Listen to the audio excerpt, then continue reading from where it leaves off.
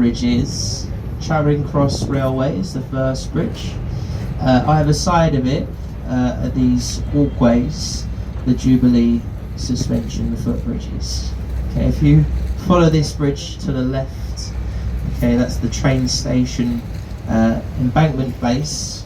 It's home to Charing Cross Station. Charing Cross is the central point for London. Okay, all measurements to London, they're taken from there. So just imagine that you're on a journey and you see a road sign that says, I don't know, 10 miles to London. We're 10 miles away from here. Okay, so Charing Cross, think of a cross as an X, and X marks the spot for London. Very, very important, but useless information for you there, isn't it? Yeah, I'm aware of that. Lots of useless information. On the right we have our South Bank Centre. So you can see the name at the top of the yellow stairs. So it's a bit of a performing arts and entertainment district on the right. So there's lots of theatres, auditoriums and art galleries. Okay, you can see some of them from here. The Royal Festival Hall, the Queen Elizabeth, our National Theatre as well. Okay. There's lots to do and see on the south of the river. Okay, but further sort of up by the London Eye, you usually get lots of street performers. Keep walking along, you get markets and nice pubs. Right, if you walk along the left, you can see it from here, it's just lots of traffic really. So if you're going to walk along the river, take the south side. We'll go over to the left though. You've got the white building there with the flat green roof, a Union flag on top. That is the Savoy Hotel at the Strand. That's probably the most expensive place to stay in London. A night there, for one of the river-facing rooms at least, they go on average for about £1,500 a night. Okay, that's averaged out. You might get a nice little deal, a little bit cheaper, but they obviously get more expensive. New Year's Eve, their cheapest room is £4,000. Because you get a nice view of the fireworks at the end. Right. That always includes a full English breakfast in the morning though, so just it's a bargain, isn't it? 2 sausages you get with that. This bridge, Waterloo Road, we actually call it the Ladies' Bridge, built during the Second World War by an almost entirely female workforce. Okay, so the ladies of London built the bridge, and you'll be happy to know this is the only bridge on the river ever completed on time and under budget. Honestly, so well done to the girls. They say that, don't they? If you want something done properly, you get the girls to do it. So that's living proof. We'll go back over to the left. So slightly ahead of us, we have 2 ships. Okay, the slightly smaller one with the black sort of canopy on top is the St. Catherine. That's the former royal barge here in the river. So when it was a working vessel, if any royalty came out on the Thames, basically they used to go on that boat. Obviously they don't use it now because it's actually an old steamboat. So they've got new ones, more economical basically. So that one is permanently there, it doesn't move, it's a bit of a floating bar and restaurant, you would say. The larger ship there, with the yellow funnel, is the HQS, so that stands for Headquarters Ship Wellington, and it's a former New Zealand naval sloop, so it served originally in the Second World War as a convoy escort. Today it's like a drinking club, so to speak, for the company of Master Mariners, so a members club for that company. If you've ever watched a bit of English daytime telly, you've probably seen this ship before, especially if you watch ITV. Right? They use this sort of stretch of the river as a backdrop for their programmes, because their London studios are just on the right here. It's a bit hard to see with the sun in the way, but you can see the buildings of ITV on them, so that's their London-based studios. So that programme with Philip and Holly, probably seen that before this morning, that's where that's filmed over on the right. So is it on now? I don't think it starts at 11, that show, so we're not going to be on the telly, but they sort of film from behind the glass, panning out onto the river. You'll also see on the right a lovely golden sandy beach on the Thames. Look at that. I mean, who needs the Bahamas when you have lovely beaches like this back at home? So I go for my holidays, the Costa del Thames. We'll stay on the right. You've got the red brick building, there's a tower on top of it. It's a bit hard to see with the sun glaring. This is Stamford Wharf. It used to be a cold meat storage warehouse, basically. There's a couple of sort of different things today. You've got a lot of shops at the bottom now, but the whole middle section are luxury apartments. The top glass bit is a restaurant, said to be one of the top 10 in London, owned by Harvey Nichols, the Oxo Tower restaurant.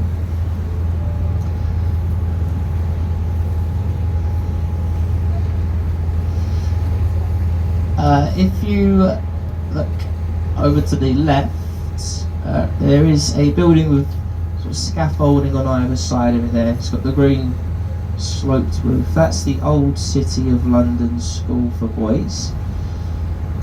So former all boys school, basically now home to a bank, JP Morgan.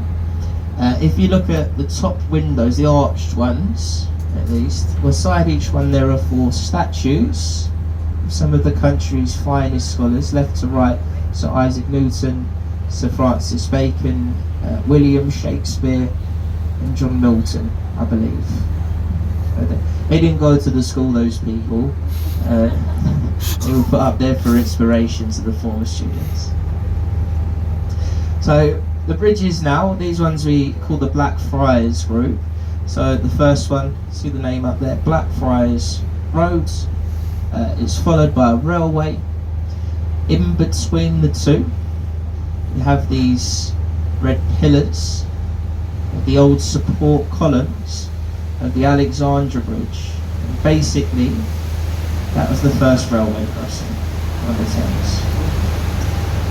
So we say these bridges have like the halfway marker to the tower, so about halfway in the journey. So I really hope everyone's okay so far. Right, you can all hear me and understand. I try my best to sort of speak clear, slow it right down, and I hope you can. I don't normally talk like this. There's actually nothing wrong with me, I promise. So you'll pick something up at least. So we'll go back to the left. You can see it, can't you? St. Paul's Cathedral. The dome and the cross, 365 feet tall, easy to remember. You can go on top of the dome, in fact. You can get some pretty nice views over London. You've got to be feeling pretty fit though. There's a flight of stairs, 528 steps it is to get up there. The views are just as breathtaking as those stairs though. That's what they say at least. I've never made it. About halfway I can get.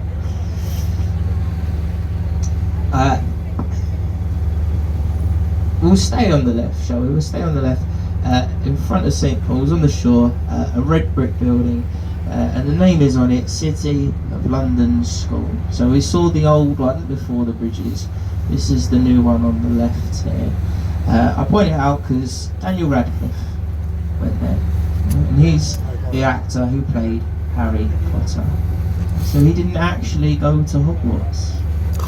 No, he went to the school. He went there first, and he went to Hogwarts afterwards. You've got to get good grades to go to a magic school, don't you?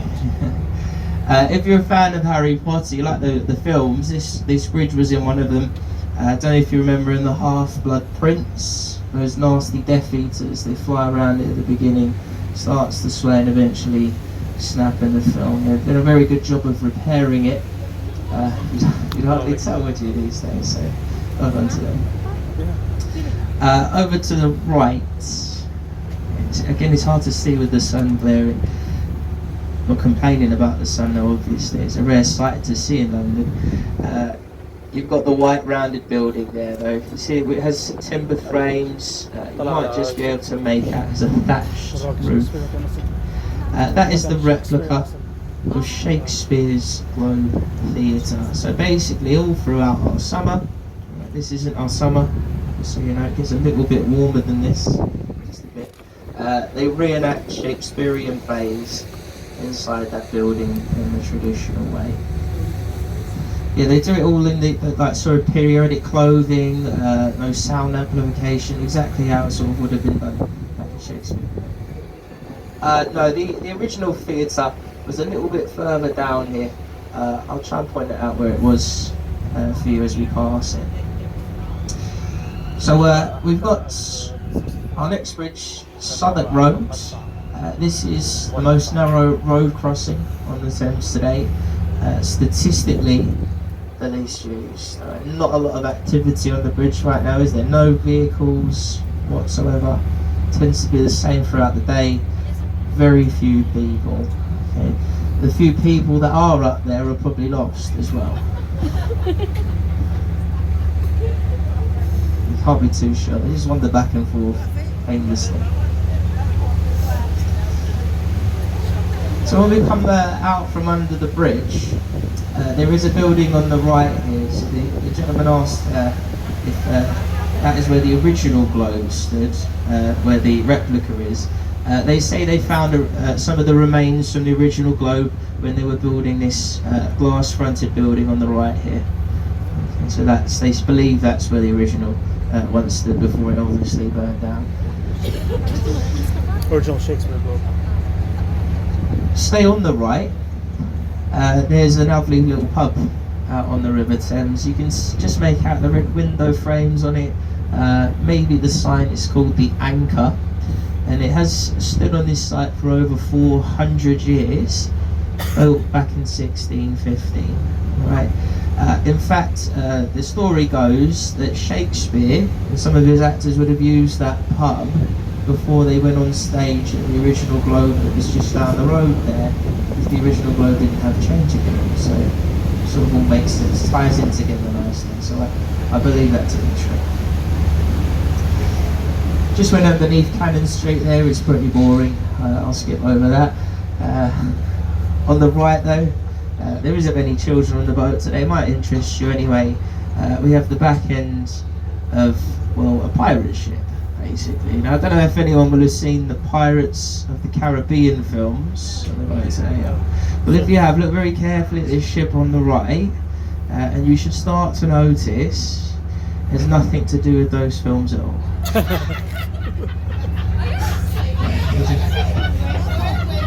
Which is very good films, aren't they? I like those films.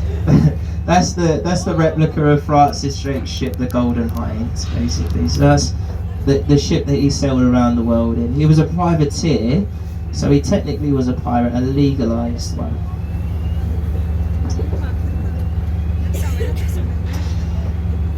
This next bridge, I'm probably going to disappoint some of you. This one is London Bridge. Yeah, it's not much to look at, is it?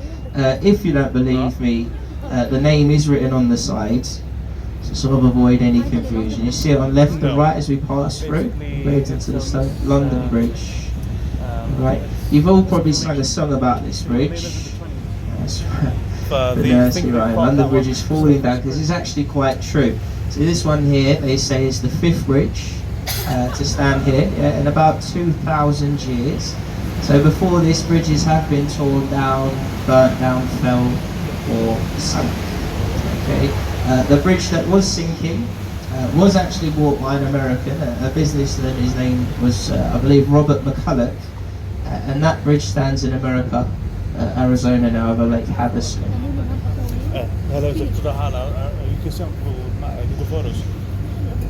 So we'll go back to the right. Right, you've got, it's more like a silhouette, isn't it? The tall pointy building there. This is the Shard. It's the tallest building in Western Europe for the time being, 1,018 feet tall.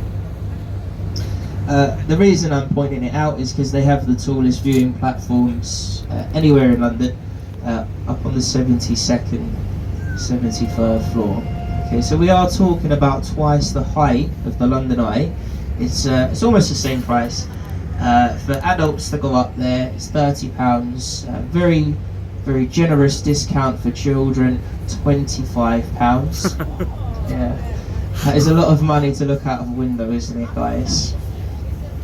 So if you want to save a bit of money, I recommend this building on the left, actually. So you can see the one with the sort of curved roof and crane there. We know that as the walkie-talkie. It's home to our Sky Garden, so you can go to the top of that building. It's free, basically. What you do, press the book online in advance. So that's on the website, skygarden.london. So that's how you book your place. Go up there. If you did want to go up there, you want to go on the balcony, try and get up there today as well. I believe it's going to be quite windy tomorrow, so they do shut off the balcony if the wind picks up a bit too much. So, but that is easily the cheapest place for views in London.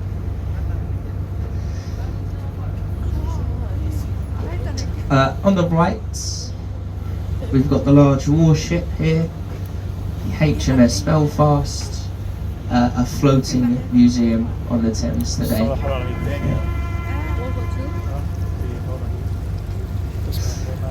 It's been here since the 70s, an extension of the Imperial War Museum. So basically you can climb on board, you can explore all 9 of its decks, go right the way down into the engine room, make your way all the way up to the Captain's Bridge. It's a very, very popular tourist attraction here in London. You can see how busy it is today on the warship. Absolutely packed on there, isn't it?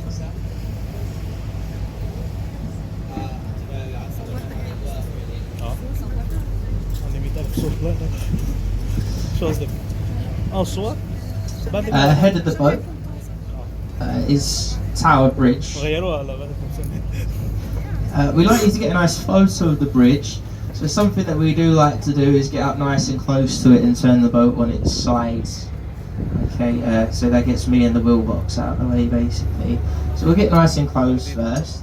Whilst we're heading that way, okay, it's going to take a minute, I'll tell you about the Tower of London on the left. Okay, this castle fortress.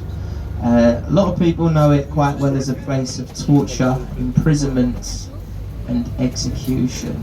Okay. Years ago, if you were found guilty of treason, this is where they brought you to cut your head off. Off of your head, they used to say, didn't they? So it was usually done with a block and axe. They called that the chopping block. I think sometimes it was done with a sword though. Either way, it was sort of one foul, one clean swoop. It was done in an instant. It was pretty quick and pretty painless. Alright, so by today's standards, it's a pretty nice way to go. We've got far worse punishments in the UK these days, guys. I mean, you've probably heard of most of them, but I'd say right now the worst by far is something we call community service. That's a horrible way to go. Really don't want that happening to you. So there it is, a nice view of the bridge on the right, with the very rare sun in the background. Look, so hopefully you can get a nice photo of the bridge. If you want to see the bridge open, a little trick for you. If you just do a web search, Tower Bridge lift times, that will put you onto their website. They have a website, and on there it has a full itinerary, a list of when the bridge will lift and what for, so you can impress your friends with your bridge knowledge there.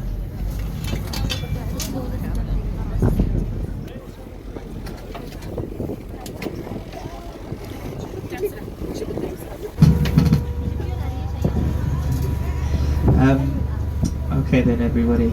Well, it's me again. Quite a bit disappointed. Welcome on board to everyone new. I think a couple of new people got on. Just so you know, the name of your boat is the Mayflower Garden. As we leave the pier with more new passengers, something we have to do is give you a little safety announcement. Okay, I'll keep it short and sweet because most of you heard it already. This boat has a full complement of life jackets, life rafts and buoyancy aids. You'll find it all around you, it's all around the boat. marked with the international symbols. All the crew on board, we are fully trained for any event of any kind of emergency. It's on the highly unlikely event of there being one. The very best of luck to each and every one of you. Luck to you guys, because I'll be okay. I know what I'm doing. Now you'd stay calm, stay seated, await instructions from us. Okay, we'll look after you guys, basically. But that's about it for this session. Alright, sit back, relax, enjoy your time on the river. On the way so far, to spare you listening to the audio guide, I've been pointing out a few things instead. Now, a few of you seem to be enjoying it, so I'm more than happy to carry on. I'll point some more stuff out. Just bear in mind that the points of interest, they're going to start to get a bit few and far between from here on out. Alright, because obviously most of the interesting things, they're going to be in the city, aren't they? So we just left the City of London when we passed through Tower Bridge there. Tower Bridge, they know it's the gateway to London. So right now what we're doing is we're passing through the Docklands. Okay, so this is the old port of London. Right, so not much going on out here anymore. It used to be quite busy. Right, in its heyday, this port was one of the busiest in the world. Alright, at one point it was so busy out here, so many ships and barges all side by side, you might have been able to cross the river almost by jumping between them all. The port started to see a decline in trade shortly after the Second World War, and the shipping sort of finished this far up around the 80s. Okay, so now mostly what we'll see, all that remain from those glory days, are lots of old wharves and warehouses. Okay, you can see these on the right, so these are all used to store cargo brought up the river in these ships, brought from all around the world. Today most of these sort of buildings are luxury Thameside apartments. We'll see some sort of dock entrances. Most of them have been filled in now to make way for housing estates. Some of them still exist, they're not used anymore though. So like the one on the right, this is St Saviour's Gate Dockhead at Bermondsey. They've done a lot of filming here on the right. Some of you might recognise it if you've seen the musical Oliver Twist, Lionel Bart's version. That's where Fagin had his den of pickpocket boy thieves. It's also been in a slightly later film than that, with John Cleese and Jamie Lee Curtis. I don't know if you've seen A Fish Called Wanda. So when John Cleese was hung out of a window by his ankles in his birthday suit, it was from one of those apartments on the right. Also, it was in a James Bond film. I think it was Tomorrow Never Dies. He comes along the river in a speedboat. He goes through that creek there, and it's sort of faced with a blockade, and then he jumps it, lands by the O2 Arena, which is actually about 5 miles further down the river from here. So, that's the magic of the movies for you guys. So just on the right here, we've got a lot of works going on the river at the moment. So you can see on the right, we've got this large cofferdam, so this sort of steel wall they've built into the river. They actually filled that with sand to get all the water out, and then they started to dig down. Okay, so they're milling a tunnel underneath the river, going to run all the way underneath for a sewage system, basically, and it's to replace the one we have at the moment. Because the one we have at the moment was built back in the Victorian era, so about the mid 1800s, by a man called Sir Joseph Bazalgette. So bearing in mind, when that one was designed, the population of London probably somewhere around 1 million people. Alright, today you're looking more towards 8 million people living in London today.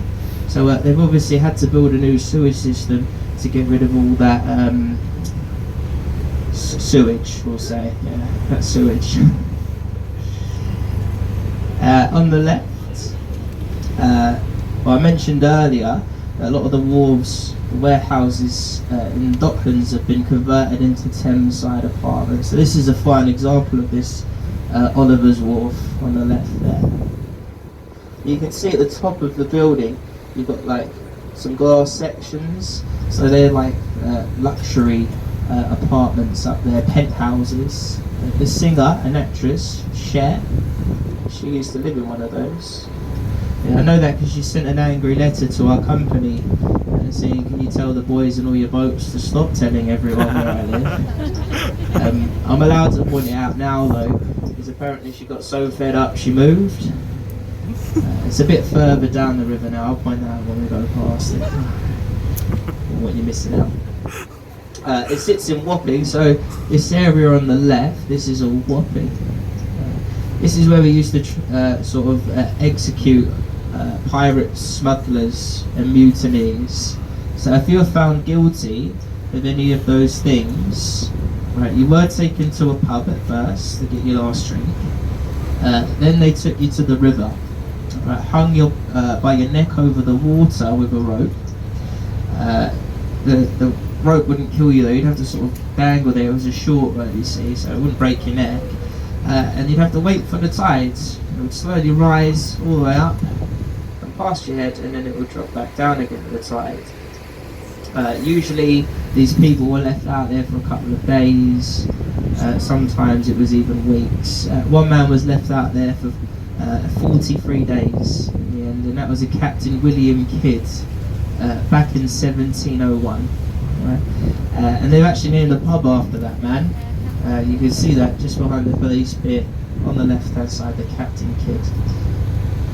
That is actually quite a nice pub as well, despite it being named after a pirate. Right? The reason it's so nice is because it's so cheap. Right? You're not paying much more than £3.50 for a pint in that pub, guys. Okay? And I'm not joking either. And I don't joke about the price of beer. That's one thing I don't do. It's probably the cheapest pub along the river, in fact. Another nice pub is just coming up here on the right hand side. So it's a white building, it's got the two flags outside. It's called the Mayflower. I know there's a few people from America on the boat today. The Mayflower, this pub is named after that ship that made that very famous voyage from the coast of Plymouth, sailing across the Atlantic over to the east coast of America. Now, you'll probably know better than I do. I believe those pilgrims founded a settlement on the east coast. They were the first colony to befriend the Native Americans, and they went on to find the first Thanksgiving. I don't know if that's right. That's how I believe the story goes. So, something like that, isn't it? And obviously, I don't know why the pub's named after that ship exactly. I believe some of the crew were born in that area.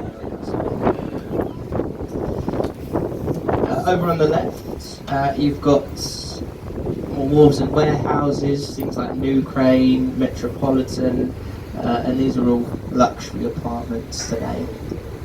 The word itself, a wharf, it's actually an acronym. If you think about it, WHARF, it just stands for Warehouse at River Thames. I take it you didn't know that. You probably wouldn't know because we made it up. It's actually a very old word, Anglo-Saxon, I've heard, so it dates back about 1,000 years. It's just a coincidence it happens to make that. I believe its closest translation, I looked online anyway, it said it was like a raised dock or like a quay. So not as interesting really, is it? So, just ahead on the right we've got the newest pub along the river. This one is called the Salt Quay. I point it out because in the summer it is a very nice pub. You can see they've got the sort of terrace up the back here, they've got a lovely sort of balcony as well, so you can sit there in the summer, have a little drink, and you just watch a lovely sunset over the London skyline on the other side there. It also overlooks the oldest pub on the Thames. So if you look on the left, you can see that white 3-storey building next to that big willow tree. That one is called the Prospect of Whitby today. It was first opened around 1520. When it was opened, it had a different name. They called it the Pelican. Everyone used to call it the Devil's Tavern though, because there used to be a lot of nasty folk who would drink in there. That's where you get all your crooks, thieves, other criminals, pirates, politicians. I mean, really unsavoury character we're talking about here. So We've got more works for the tideway tunnel, that sewage system.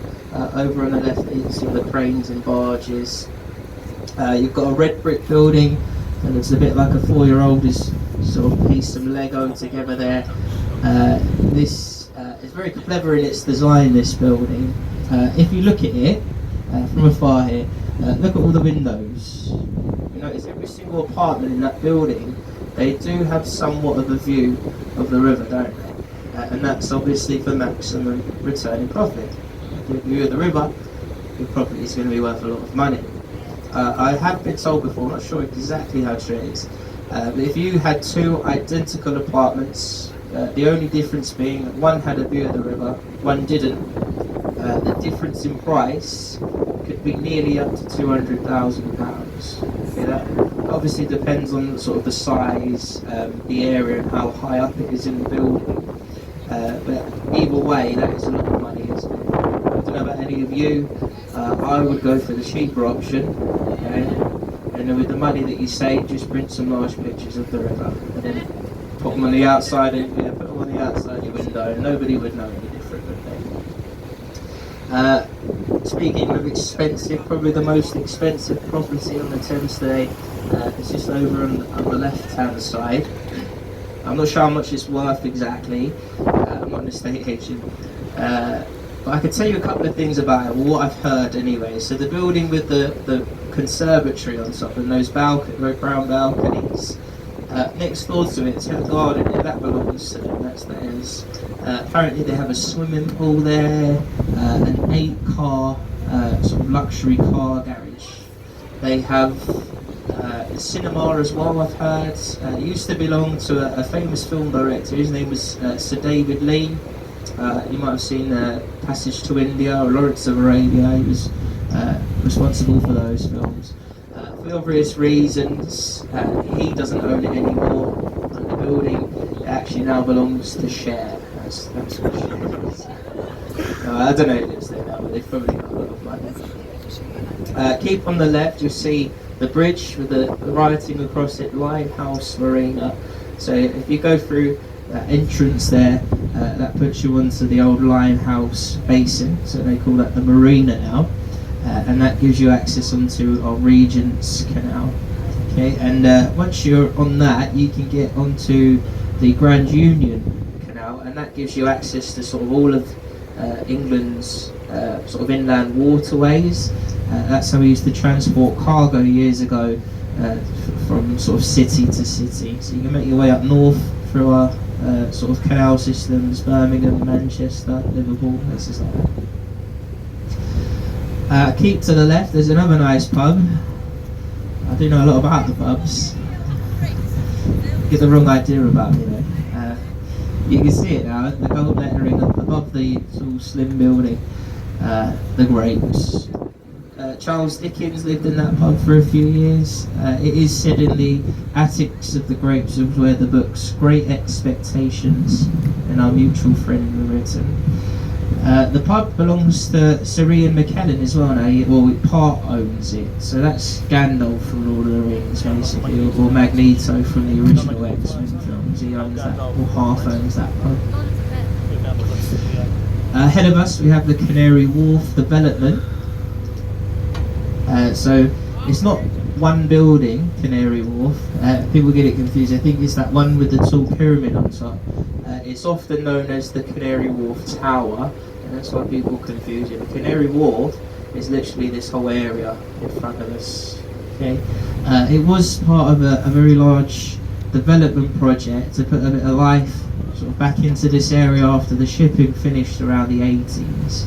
So none of these buildings were here back then. It was just sort of flat, derelict land, held a few docking systems. So they started to develop here, started to extend our railway systems. The DLR was built, the Docklands Light Rail. Sort of tall buildings went up in the area, apartment complexes, shopping centres, and it's like a growing city just away from the city itself. So we've sort of got 2 cities in London now.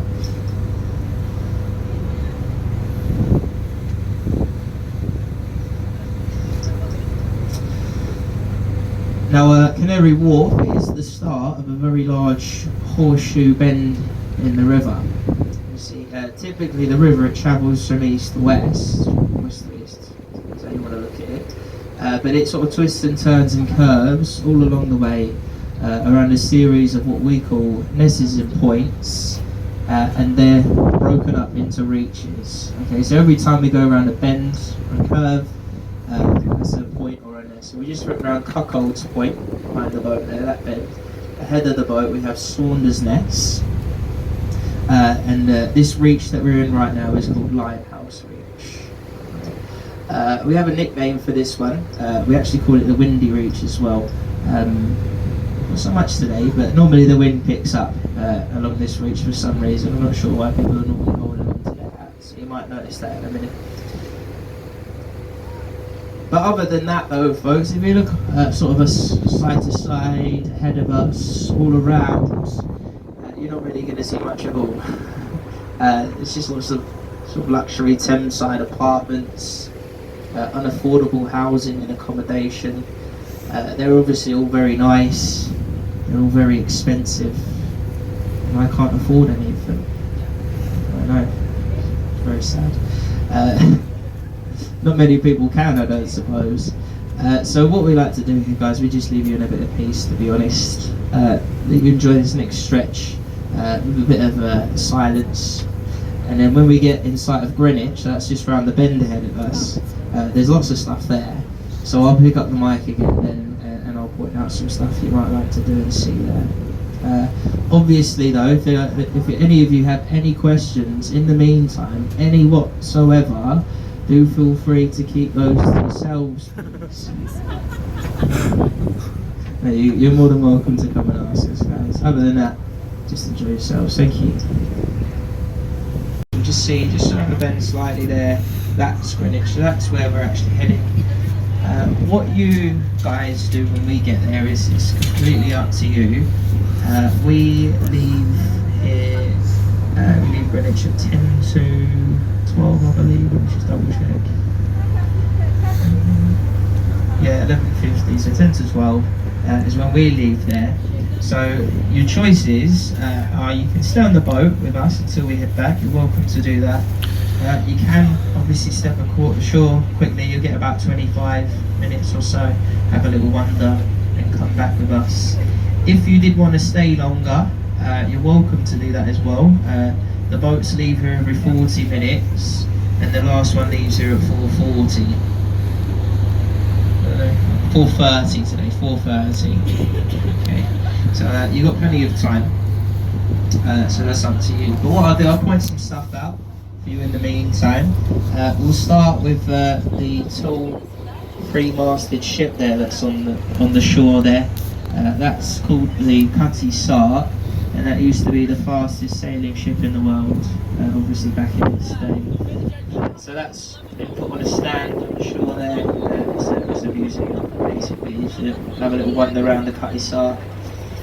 You've got in front of the Cutty Sark, there's sort of like a red brick structure with a glass dome on top of it. That's one of the entrances to the Greenwich foot tunnel. So basically, if you go in there, it takes you underground and then you just walk underneath the river. So an identical one on the other side. Not very exciting, but there you go. You could do that if you wanted to.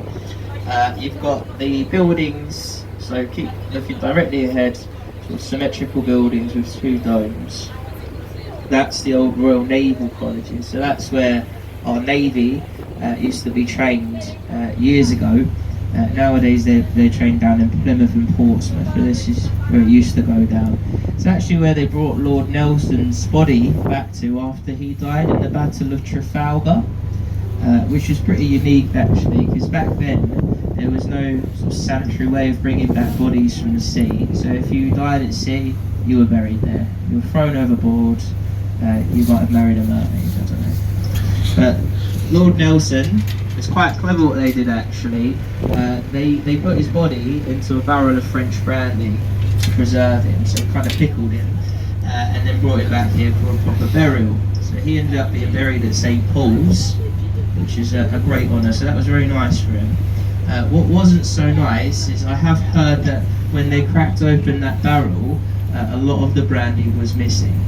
Apparently the crew were dipping in on the way back. I guess they just wanted a stiff drink.